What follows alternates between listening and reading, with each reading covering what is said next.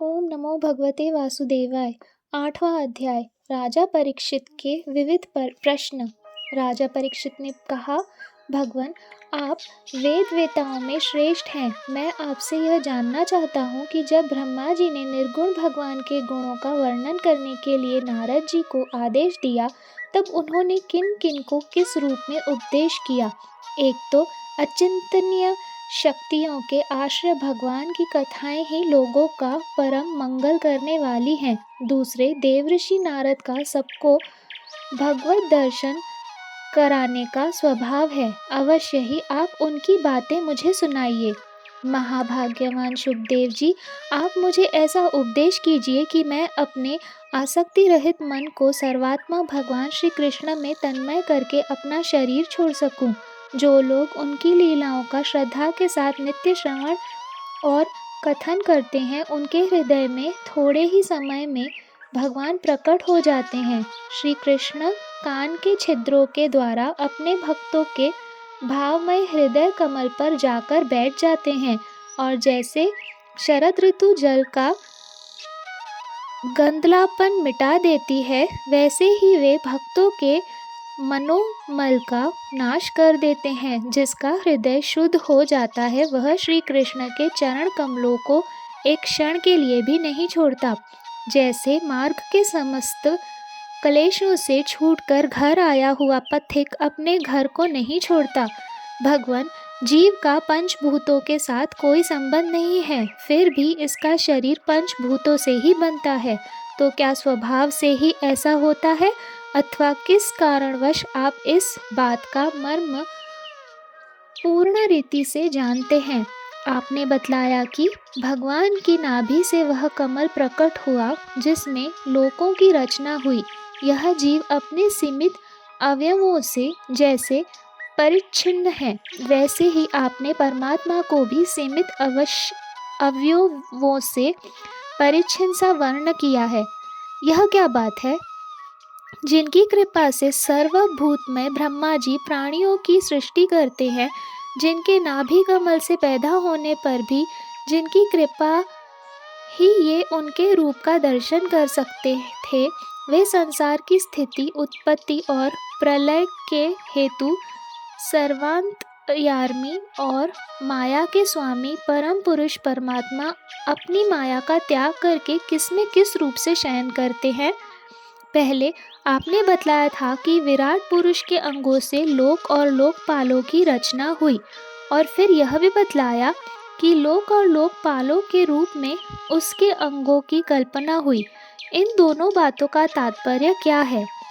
महाकल्प और उनके अंतर्गत अवान्तर कल्प कितने हैं? भूत, भविष्यत और वर्तमान काल का अनुमान किस प्रकार किया जाता है? क्या स्थूल देहाभिमानी जीवों की आयु भी बंधी हुई है? ब्राह्मण श्रेष्ठ, काल की सूक्ष्म गति, त्रुटि आदि और स्थूल गति, वर्ष आदि किस प्रकार से जानी जाती है? विविध कर्मों से जीवों की कितनी और कैसी गतियां होती है? देव, मनुष्य आदि योनियां सत्व, रज, तम इन 3 गुणों के फल स्वरूप ही प्राप्त होती है।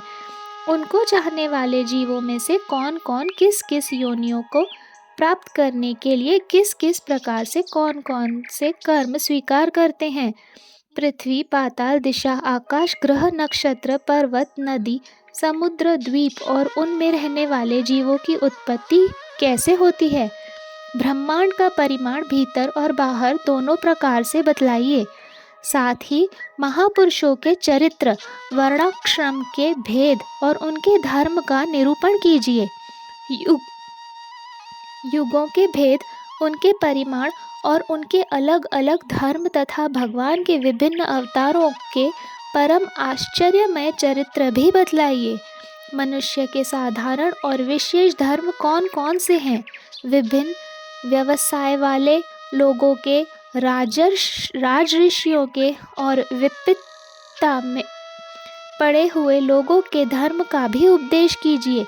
तत्वों की संख्या कितनी है? उनके स्वरूप और लक्षण क्या है? भगवान की आराधना की और आध्यात्म योग की विधि क्या है? योगेश्वरों को क्या क्या ऐश्वर्य प्राप्त होते हैं तथा अंत में उन्हें कौन सी गति मिलती है। योगियों को लिंग शरीर किस प्रकार भंग होता है। वेद, उपवेद, धर्मशास्त्र, इतिहास और पुराणों का स्वरूप एवं तात्पर्य क्या है। समस्त प्राणियों की उत्पत्ति, स्थिति और प्रलय कैसे होती है। बावली, कुआं खुदवाना आदि समार्थ यज्ञ, यज्ञाति वैदिक एवं काम्य कर्मों की तथा अर्थ, धर्म, काम के साधनों की विधि क्या है।